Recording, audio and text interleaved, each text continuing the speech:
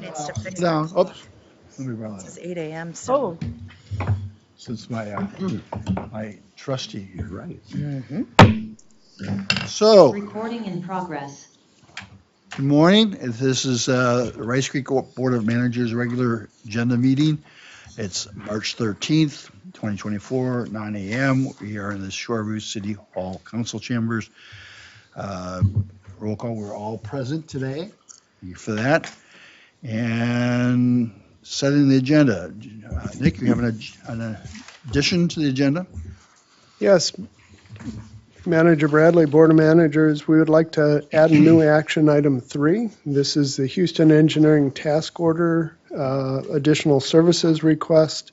We'll insert it as number 3. We recognized this and discussed a little bit at the workshop on Monday. This item is posted on the district's website, and there's hard copies available here for anyone of interest, and that was handed out to you all. Okay. Does anyone else have any additions or changes they'd like to see? If not, can I have a motion to accept the agenda? So moved. Second? All in favor, say aye. Aye. Passes 5-0. Approval of minutes. Manager Robertson, can I call on you?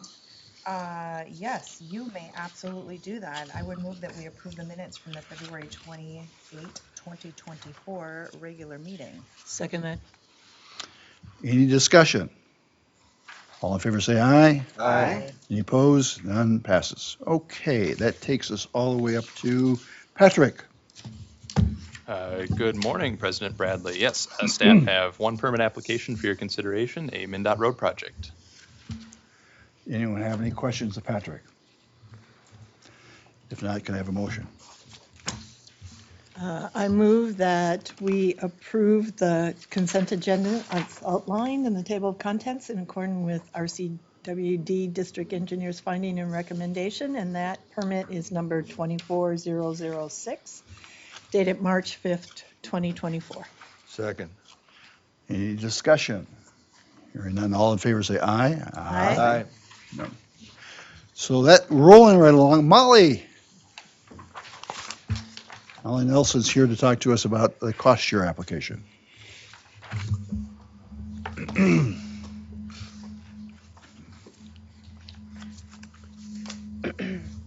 right. Good morning, Mr. President, Board of Managers. For your consideration today under the consent agenda is Water Quality Grant Program Application R24-02, the St. Michael's Lutheran Church Rain Garden located in Roseville. Staff have a funding recommendation of a 50% cost share of $7,500, not to exceed 50% or $7,500, whichever cost is lower. Anyone have any questions? Like, we have a motion. Mr. Chair, I move to authorize the administrator on advice of council to approve the water quality grant contract R24-02 of $7,500, not to exceed 50% of the eligible project cost, or up to $7,500, whichever is lower, as outlined in the consent agenda and in accordance with the RCWD staff's recommendations and established program guidelines. Is there a second? Second. Second. We'll give that to Manager Robertson. Thank you. All in favor, say aye. Aye. Questions, I forgot to ask if there are questions. Any questions? No, I didn't think that. All in favor, say aye. Aye. All right, pass, thank you. All right, thank you. Open mic. Anyone here who wish to speak to us on our open mic? This is your opportunity to address items that are not on the agenda. Seeing there's no one, that takes us up to Kendra Summerfield. Would you care to introduce the CAC member who's here today, by the way, in the audience? Good morning, Board of Managers. Today I have a new CAC application from Rebecca Keller, an Anoka County citizen member. She is here in the audience with us today, actually. So a little bit about her. Like I said, she's from Anoka County. She has a background in chemistry and education. She's knowledgeable on native plants in the Lino Lakes area. She has a couple interests such as invasive Whoops. and other volunteer aspects that she wants to get involved with. And she also has completed the ecological restoration certificate from the U of M, which is really interesting to me because that is also my background. So motion today is to appoint her to the Citizen Advisory Committee for 2024. Rebecca, would you like to stand up and come to the dais and be recognized?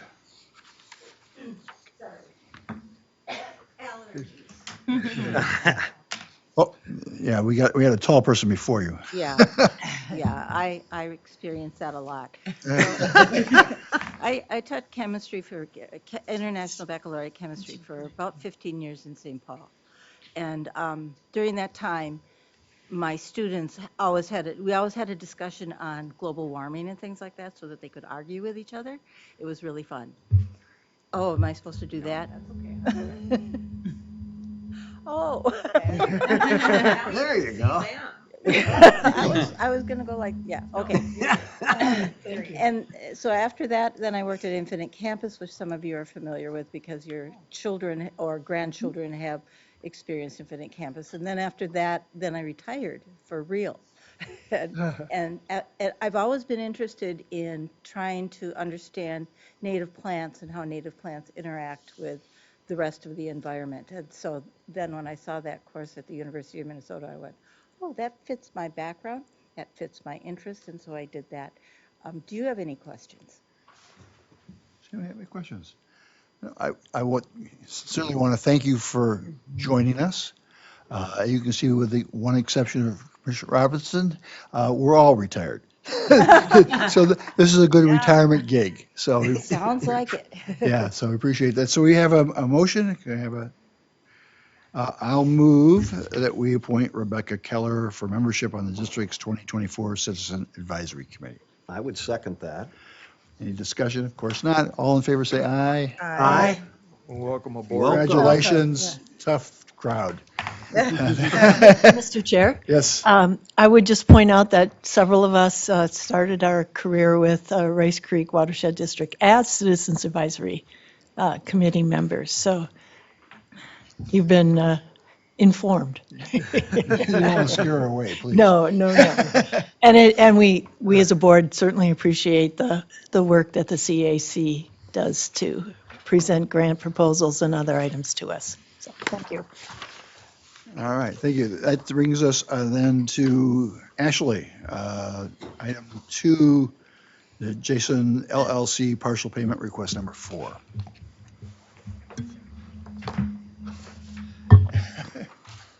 Good morning, Board of Managers. This is the partial pay request number 4 for JCON LLC for the 80 Noka Washington Judicial Ditch 3, branches 1, 2, and 4 repair.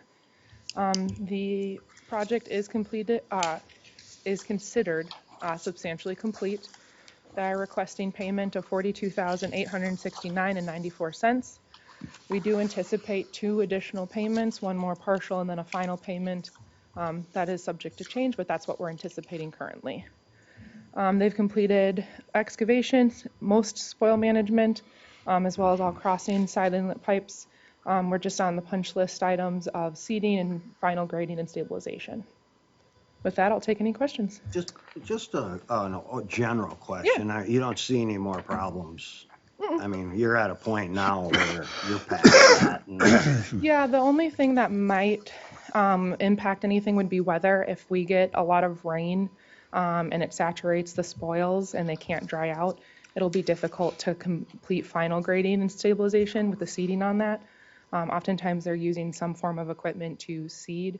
And if the spoil is wet, it'll create some ruts on it. But otherwise, all the majority of the work is complete and it's been approved by staff and engineers. Thank you. Madam President, Mr. President, sorry. My mind is not focused this morning yet. We don't know, Mike? I don't believe so. So what's the status with the DNR? As of now, we have not heard any concerns. They met, the contractor met with the DNR last, I believe last week, and it sounds like it's been satisfactorily approved. Oh, So they wonderful. pulled all their material out, So, so all that that's- remains is spoil material. They were able to actually complete excavation through that wetland area, partially with the amphibious excavator and then partially with a tiny little mini X and significant mats, so. And so, pretty much, you're telling me the DNR signed off on it? They're Yep. finished? Good, thank you, Ashley. Yep, they restored the site. Mr. Administrator? Yes, thank you. Manager Bradley, just a quick note, Ashley, you speak to the seeding, and you made note of, if we have heavy rains, or I'm wondering on the drought side, if the seed doesn't take, how does that proceed, because I presume we have to see it germinate and establish. So staff will continue to monitor it throughout the season, and then if it's not weather, nature, uncontrolled, controllable events, we would ask the contractor to come back and reseed. But if it's natural events that occur, staff would take that into consideration in their maintenance. Mr. President, just to ask another question, Ashley. Yeah. Soil temps, are they up high enough to start the seeding, or do you anticipate that maybe in April? A few weeks yet. Okay, thank you. Yep. Any other questions? We have a motion? Mr. President, I'll move that approve the JCON LLC partial pay request number 4 is submitted and certified by the district engineer, and direct staff to issue payment in the amount of $42,869.94. I'll second that. Any discussion? All in favor, say aye. Aye. Any opposed? None. Ashley, you can't leave without acknowledging, first of all, I know that each and every one of us wants to thank you for you've helped us in some pretty tight spots. It's been greatly appreciated. I'm sad to see you go. When is your last day? April 3rd. April 3rd. She's not done yet, Mr. President. Nope. Next item. Oh, I do have another one. I'm sorry, I wouldn't have done that. Okay. Yeah, Not- I take it all back. Not that it isn't appropriate to thank you, Ashley, and do thank you, Thank you. and congratulate you on your next adventure. Thank you. Manager Bradley, the Yes. next item on the agenda is the additional item that we added, which is the Houston Engineering Task Order for additional services. That is the handout you received this morning that I noted was posted and available. And that's Yep, apparently falls so- on you also. Yep, so just a quick introduction. Previously, in October last year, the board approved Houston Task Order 2023-012. That was for the construction management of the Anoka Washington Judicial Ditch 3 Phase 2 Branches 1, 2, and 4 repair. We had made some basic assumptions based on past repairs. Unfortunately, we ran into some different site conditions and different contractor management strategies or contractor strategies that they approached. And so it did take additional staff time as well as Houston, both in construction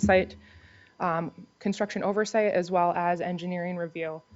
So with that, at this point, we have expended a certain amount, several extra hundreds of hours, and are expecting a few more as well to wrap up the project to full completion. Houston is estimating that total effort is going to cost about $39,500, which would raise the total task order cost to $120,000. This is something we saw coming midway.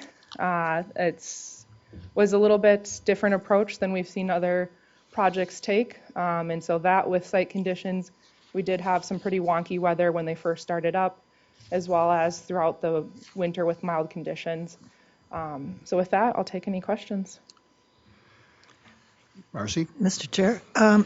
Ashley, so are these charges to the ditch system or are these ad valorem?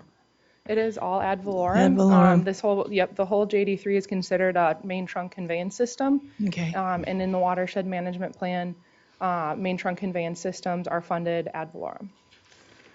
Thank you. So it's my belief that in the 9+ years I've been here, this is the first request we ever had from Houston to increase billings after the facts. We did encounter very unique circumstances here. This is the one where the equipment of the contractor sunk through it because we had not as cold a winter as we needed to do this job.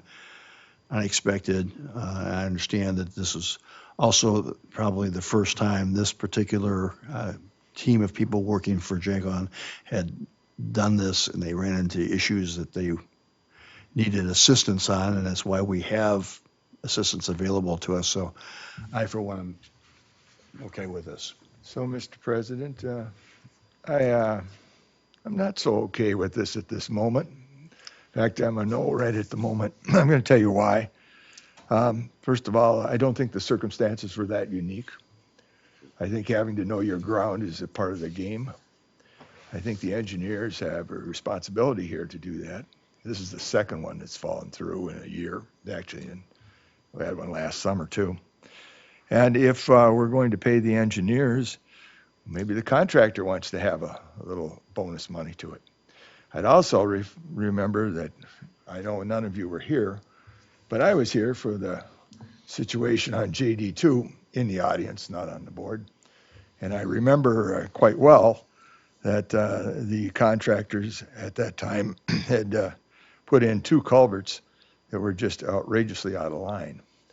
And the one culvert that was put in properly was the county's road, and they had their person out there on the property every day for every day of construction, and they just didn't send out somebody to stand around and look at it. They had somebody out there who understood how culverts went in to make sure while they were watching the project, it was done correctly.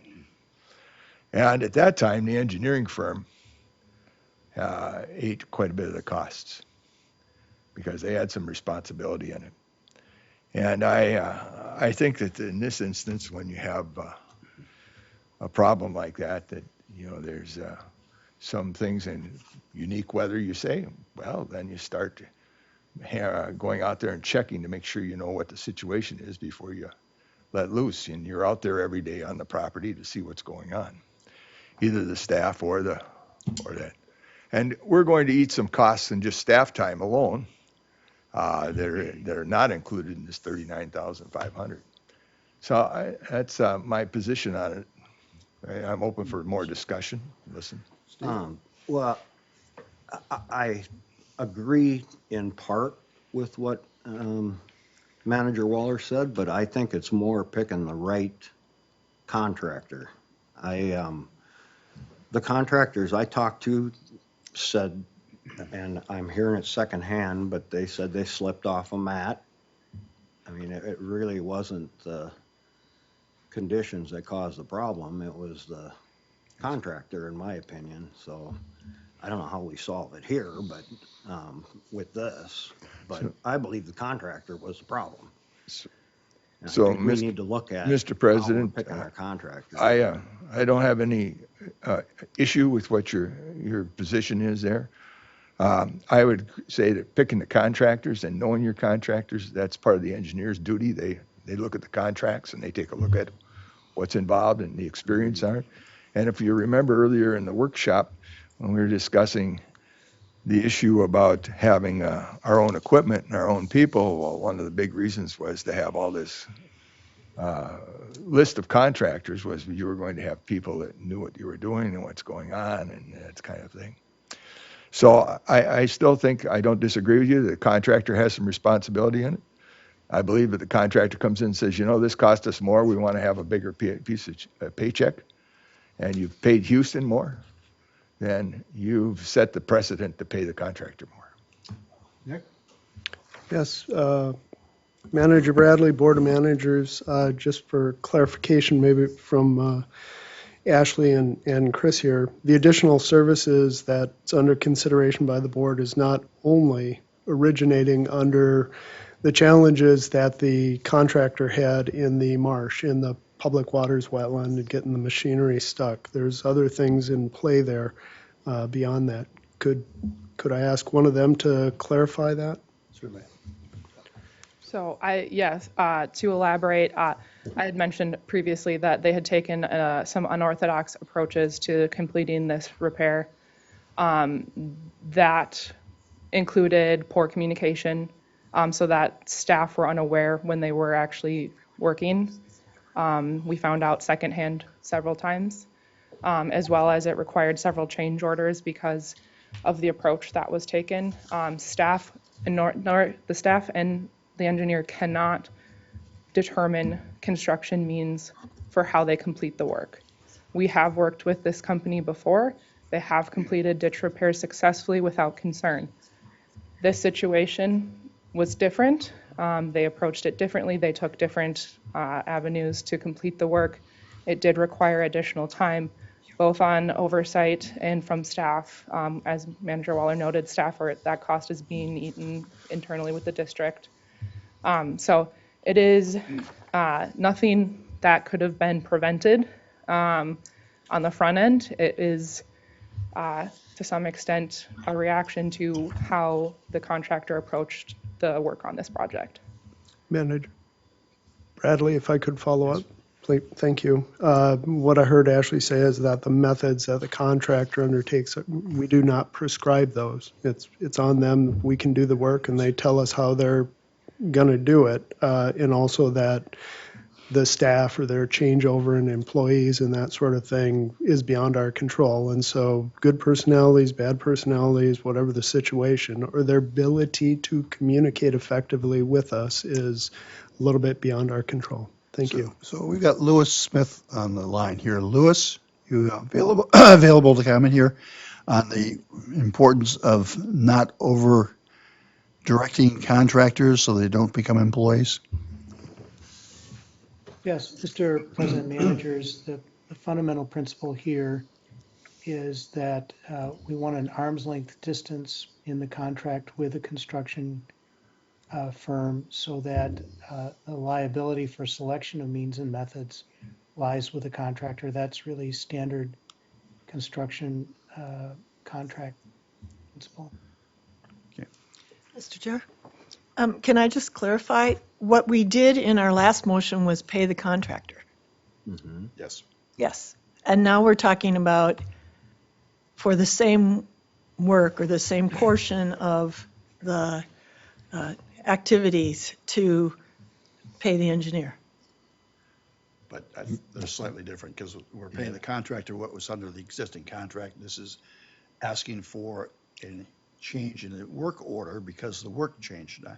I got to tell you, you all know that I made my living as a contractor in legal business, and I never once had my client say, "Well, that you should have seen we were going to appeal."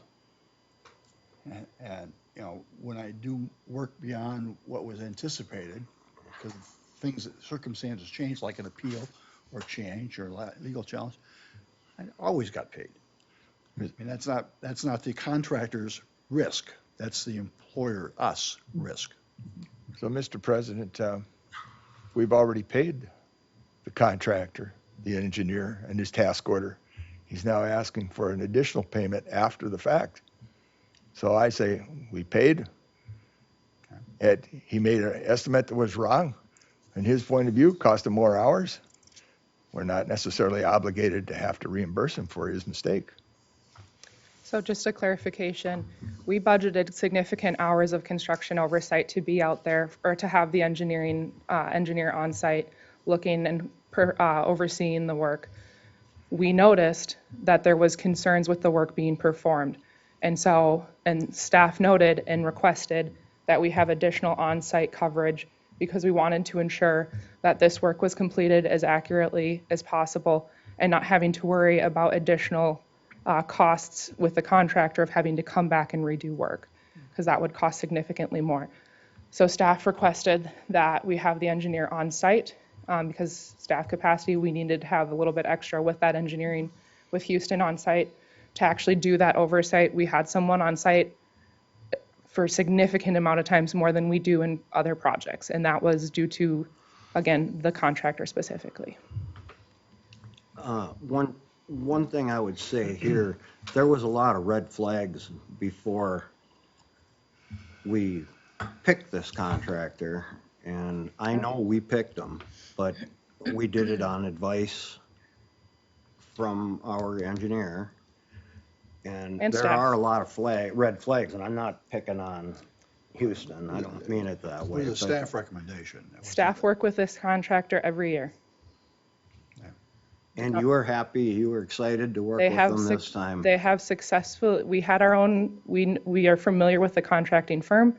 We had certain expectations with our past experiences, but we had no concerns with them, with their ability to complete the work. See, I find that interesting because everybody else I talked to in the field is They are very familiar. they've already completed another project with Houston Engineering as the engineer in another county with success. Chris? Yeah, I'll just note that anytime that we do a contractor selection on a public bid, you know, as a organization, you're required to either take the low bid or have a significant rationale for not picking the low one. Basically, you have to identify that that contractor is not qualified to do the work. Could I Sure. state one more Sure. thing? I was told, and I'm not positive this is true because I heard it secondhand, but I heard it from another contractor who said there's a site where you can go and look and see the issues that the contractors are having. And I was told that theirs is significant, sticks out like a sore thumb from the rest of the group. And I don't know that to be a fact. I'm wondering if you're aware of that. And if you're not aware of that, I'm wondering if we could look into it to see if there actually is a site, like they're saying, where you can look at the contractor's history of issues. I think we can definitely look into that. I would still defer to legal in that even if there's a website claiming concerns, if the district has expressed experience without any of those concerns, I think that would, I'd turn to legal, but I think it would be difficult to turn a contract down in a public bid process for that reason alone. Yeah, Mr. Chair, thank you. I'm not sure if my comments are appropriate, which probably isn't a surprise. I understand what you're saying about the contractual obligation, but it essentially is a business transaction. Me as a business owner, if I make a commitment to a customer to do whatever task A, B, and C, and I do not perform that task to what is agreed to, it is my responsibility as the business to recoup that cost. I eat the cost to make it right. So I am struggling a little bit. I would caution seeking out websites that are in an uncontrolled, wild internet environment. I mean, I believe this was a state website is what I was told. I mean, it's a delicate thing, right? With most government agencies, you do receive the bids, you have to receive the lowest bid because our obligation is to be good stewards of taxpayer dollars, and we certainly want to do that. I do think if there are, situations like this that come up, keep it in the pocket of your mind. And when that contract is reviewed again with that in particular business entity, then you put extra contingencies in because there is a delicate legal balance. I am struggling to be okay with this because again, I don't feel that this is the watershed's responsibility, if this makes sense, just based on what you're sharing. You were on site, and I get it, mitigating factors. Winter was absolutely wackadoodle, but I mean, every outdoor contracty type of activity was in that same sketchy place. And so I just, I'm not going to go out and restore wetlands because I know my heavy equipment isn't going to get out there. So the city's going to push pause on that and do it at a time when the ground and the soil is more stable to do those tasks with heavy equipment. So I am struggling with this a little bit. I understand. And I certainly want to be delicate because I'm not pointing blame at you guys. You guys did what was contractually asked of you to do. So this extra is what I'm having a challenge with. So the thing that tips it over for me is the fact that this additional work was at the request of staff. Exactly. Mm-hmm. That's true. That's the deciding factor for me. Yeah. Yeah, so yes, it is our goal as staff to make sure that this project is executed as well as it can be. The estimates that came in on the original task order were based on years of repairs. So it's not only like a 1 or 2 or 3 repair, like these estimates were very good. This cost that was estimated by Houston has covered us for many repairs in the past. Circumstances change with the contractor taking a different approach, requiring additional oversight. Staff recognizing that additional was needed. And so that is where staff didn't have the capacity to do the on-site all the time. And so we did request Houston. Nick?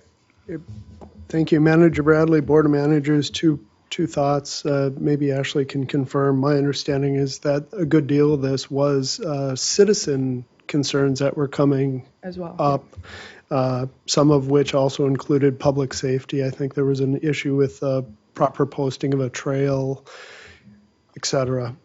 So I think those are good things for a public entity to be very responsive to. Further, I'll note that Houston Engineering always provides us with their engineer's update on the back of the packet. And granted, it's a bit, how would I put it, generalized or subjective, but it does show when budgeted amounts are being exceeded. Certainly I see an opportunity for staff and the team with the board and our interaction to improve. So certainly looking for Houston Engineering and staff as well, and myself, as we see these coming, to do our best to notify the board as we move into them. Manager Winant? Mr. Chair, acknowledging that this work was done at the request of staff, I move to authorize Board President to execute the additional service request for Houston Task Order 2023-012 in the amount of $39,500 for additional expended and contemplated construction management efforts, bringing the total cost of the task order to $120,000. I'll second that. Any further discussion? I would like to say one thing. I will vote for it, but I do agree with Manager Robertson. The same goes with us. That would have fallen on us. I think the staff asking for them to help doesn't absolve the contractor of their responsibility. I mean, that's why we had to ask our staff, or the staff had to ask for the extra help.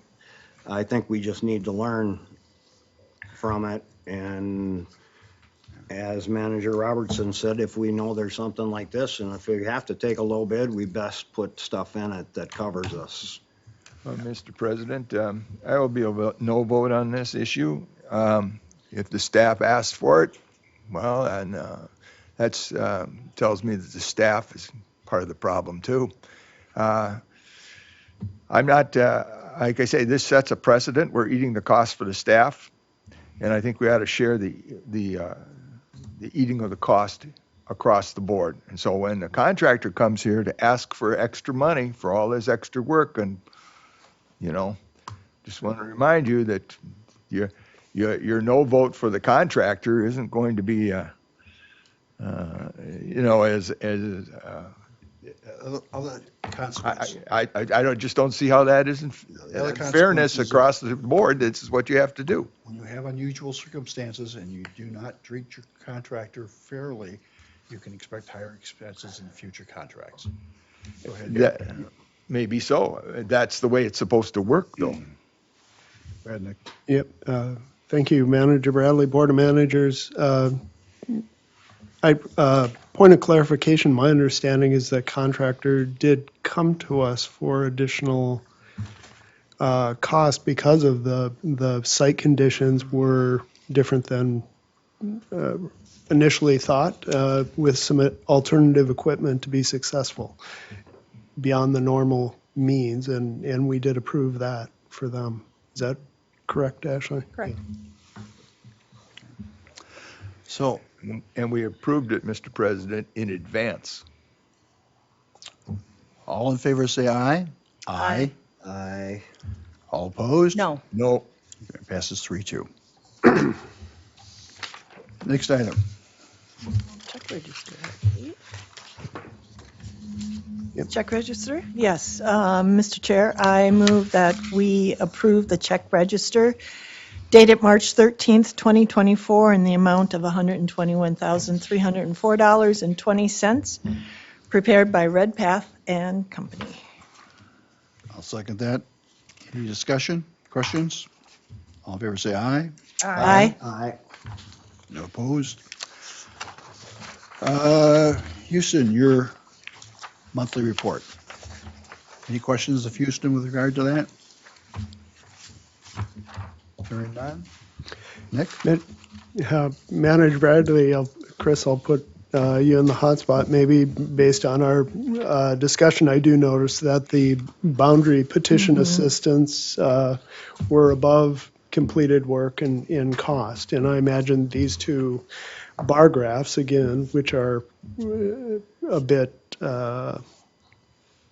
challenging as far as the definitives within the project, but I know we're coming to the finish line there, and your thoughts in regards to the cost versus the amount of work that's completed.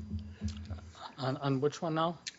The boundary project, you're showing a 94% percentage of the utilized budget, but only 85% of the work completed. So this, to me, in my mind, would be similar to the discussion the board just had. Correct. And on that one, we have not gone out of scope on that project. That's correct. So we will not be charging the district for any overages that we run over it. And that's kind of the distinction that we have here, is that one was not out of scope. Our scope that we had for the inspection on JD3 had a indicated number of hours that we were planning to be out on site. And so, and we also indicated in our task order that we were going to be out there for partial, roughly 50% time out in the field. So given that we switched to 100% time out in the field, and we had many more hours in the field and in the office addressing issues, that's why we considered that to be out of scope. Certainly, on our part, we will do our best to try to anticipate these as best we can in the future and get ahead of it with dialogue with the board on it. And, in this case, I certainly regret not discussing this in greater detail with the board earlier, and I will do that differently into the future. Thank you for the clarification. Minister's update. Yes, Board of Managers. We had our final workshop item on the ACD 102232 and the ASEC, as constructed, subsequently improved condition presentation. I understood there to be direction to initiate to get those materials into the Rice Creek records. We've initiated that by placing the initial presentation regarding the ASIC, as well as its applicability and how it was applied to 102232 into the drainage DB. This is a public website or district database of all the information the district has on projects. That work also includes, and you'll recall that Columbus's engineer, Mr. Bittner, was present, and he had shared his presentation with the district. We had asked him to participate. I emailed it out to the managers. Manager Waller referenced it at the workshop, and that as well will be in the drainage DB. I am awaiting a response from Attorney Kolb in regards to, I'll call it solidification of the record, or if there's something else that may be important or available to the district. Next item, stormwater management grants. We had one from 2019 with Willerny, which was a Stillwater Road drainage improvements. The submittal of final materials has expired. There's a deadline within there. Staff are exercising some administrative judgment here in working with the city the city engineer did pass away, and there was some disconnect on where his materials were, et cetera. And so we'll work with the cities to secure sufficient information to document the completion and award the funds beyond, that expiration date that the process with all of you established. And then finally, I did mention at the workshop, but just to note again, Ramsey County Ditch 235, or as we know it, the I-35 flood mitigation efforts that we do have Senate file number SF4337. And I'm hoping to hear from our House partners in the near future about the companion bill and how that moves forward. That's all. Nick, we've talked, you and I, about getting together a package to send to each of our, in this case, the senators who represent Watershed District, advising them of this information and offering to meet with them. And then once we have the House, we'll do the same thing on the House side of it. Yes, Manager Bradley, thank you for that. Yes, we are currently creating specific to the county, Ramsey County, and our three partner cities, Roseville, New Brighton, and St. Anthony, although St. Anthony is a bit of a distant partner because it's not specifically in their area. So we'll accomplish that, and yes, I will look to compile communications to those in the senators that have a portion of their district in Rice Creek for them to know that we're doing this work and it's important for the district, as well as the House when that comes about. We'll also, as soon as we have both bills, want to make sure we reach out to Ramsey County's legislative people, if we haven't already. Yeah, that was my first comment. Yep, that's in the works. Thank you. Mr. Waller. Thank you, Mr. President. I'll just comment quickly on a couple of the items the administrator mentioned. First of all, the language difference between official profile and ASIC, or as constructed and subsequently improved, came up during the workshop. And because of this nomenclature difference, I wouldn't want to, I'd like to have something put in the record that, not necessarily about 102232, no so much as JD2, which was the official profile ever done, and that was done by 103E.701 subdivision 2, which I believe qualifies for an ASIC. And so I don't want any confusion in the future as to say, well, this isn't an ASIC and this was that. That's some kind of housekeeping rule. We need to figure out how to do that. And by the way, the one for JD2 was court ordered and supervised. So, it's about I don't want to use the word official, but as constructed and subsequently improved as you can get. Second, about the bill downtown. Monday I visited down at Senator Housley, who represents us in Washington County's office, and mentioned, because she'd asked me for the bill when I previously mentioned it, and I was informed that the current chairman of the bonding committee has made the announcement that no new projects would be accepted this session. However, we were encouraged by Senator Housley's office to get the senator who's on the bill to talk to the chairman of the committee about it, and as soon as possible get your House bill in order to go forward. So I encourage that process to continue. Regardless of whether they say there isn't any money and you're not accepted, let's get it in the file down at the House so that the next session it's there, and be present. I did attend a legislative meeting for the, what do we call ourselves, Minnesota Watersheds now, or the managers? Was the smallest meeting I can ever think of being at, room-wise and such. They had, I think, maybe less than 40 people that registered for it. I didn't see one legislature there at all. I did attend just the last hour of the administrators meeting. And I know you weren't there, Nick, that's okay. You didn't miss anything from what I heard anyways. The two hot items that that were mentioned were, one, there's a study going on up on the valley because they run the world revolves around the Red River of the North. That water quality projects are having a negative impact on their peak flows. And so they made this observation, and they've actually committed their engineering company to do a look at it. So I'm looking forward to reminding ourselves in the future. I mentioned it to Patrick earlier, and Nick's hearing this for the first time, but they'll watch, and I'll have to go and figure out what the official name of that place is, which district's doing it.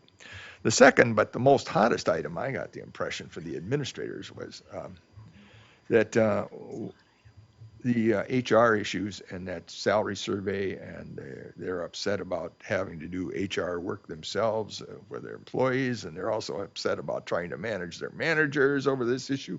So there is, I understand they're going to recommend some kind of workshop at it this fall or winter's, not for the managers and not for the administrators, but for those below.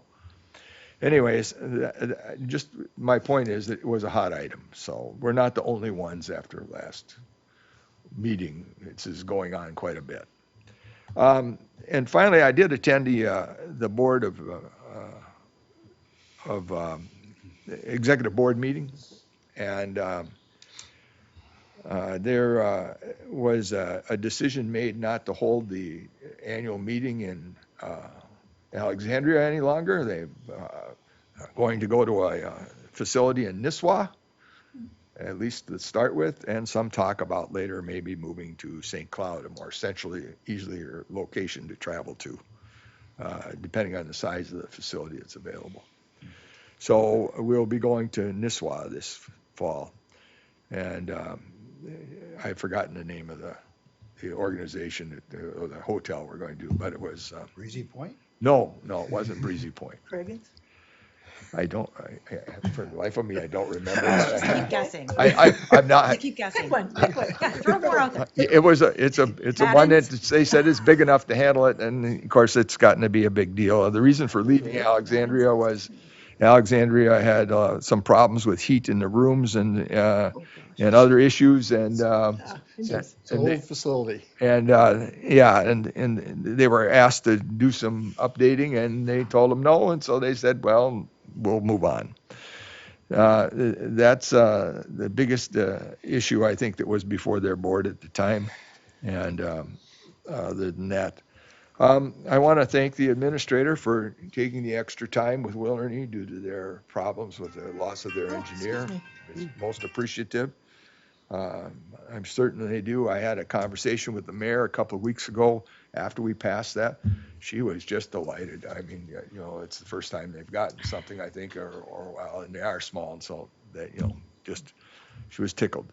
I did hear from one of the county commissioners about the circumstances out on JD 3-4, which were mentioned earlier by the staff here. So there's nothing unusual. He had some contact from individual landowners or people that were about the trail issue. And so the district has a right of way, and also oftentimes the developers use those right of ways when they submit their plans to become trails also. So it has a dual purpose. You have to be careful about how it works out. That's something for us to make certain that when they do a development along one of the district right-of-ways, that the folks that are buying the properties afterwards understand that there's going to be the dual purpose of that right-of-way. It's not only just for recreational purposes to walk and enjoy the water and the flowing in the stream or ditch, but also that it's going to serve some time. They're going to come in there to make sure that it's properly maintained. So let me see now my checklist of things to do. Yeah, we got that done. That one's done. That one's done. Yep, I think that's it, Mr. President. I don't have any more confession to make. Nick, I saw you. You're good for a Oh. while.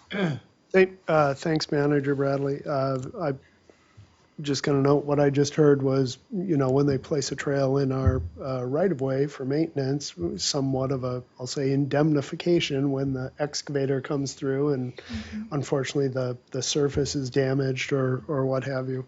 Beyond that, the human resources and the current landscape, when you dig into it, it's quite a dynamic time, I'll say, with, I don't know, call it a generational change or that type of thing. So a lot of variability, I'll say there. And yeah, I was ill during the legislative event. So thank you.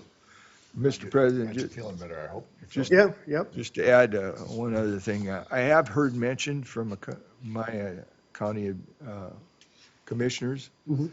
The thought, and this is just a thought, it's just a discussion thrown out here, of providing some of those services through the counties. Instead of contracting individually, you might use the county because they have a larger human resource department or legal department or even engineering department. In particular in Washington County, they have a lot of small watershed districts, and so that's one thing that they look at or have talked about recently. I just throw it out there. We have 3 counties. All of them are large. All of them have multiple employees and lots of experience in that area. A thought only. And with that, Mr. President, I promise to only vote for adjournment. That's all you'll hear from me.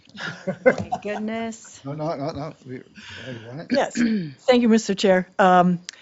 So I went to the Grand Canyon, and to do that, you have to go through Phoenix, and at least we went through Phoenix. It's quite a look at a big metropolitan area that desperately needs water, and it made me happy to come back to Minnesota, where we're the land of a few lakes. So thinking about watersheds, I'm always thinking about watersheds. How you manage that in a desert would be quite the challenge. And the second thing is, so we were in the Grand Canyon, they're replacing their water system, which is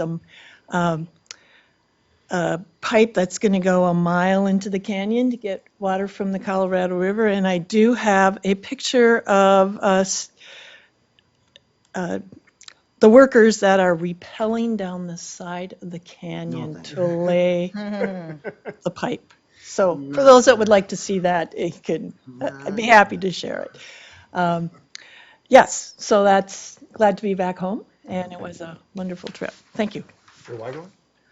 I would just like to say one thing for the staff and for our consultants. I voted for that issue today that we just had on the extra money for the consultant, but I don't want them to take that as going forward that I would be a yes vote, because I would say I'd be very reticent to vote again yes on that. I always vote on the individual issue, so I can't say, but I just don't want them to take that as a yes vote in the future, because I'd find that very unlikely. So That's all I have. Manager Robertson? I typically don't have stuff to report, but I was on CAC duty last week. And really the byproduct of that meeting played out today with the approval of the grant for the rain gardens at St. Michael's. So that's really all I had. And I have nothing to report, other than we continue to move forward day-to-day little stuff. And thank you all. Motion to adjourn? So moved. Second, all in favor? Aye. Thank you. Thank you for coming. Recording stopped.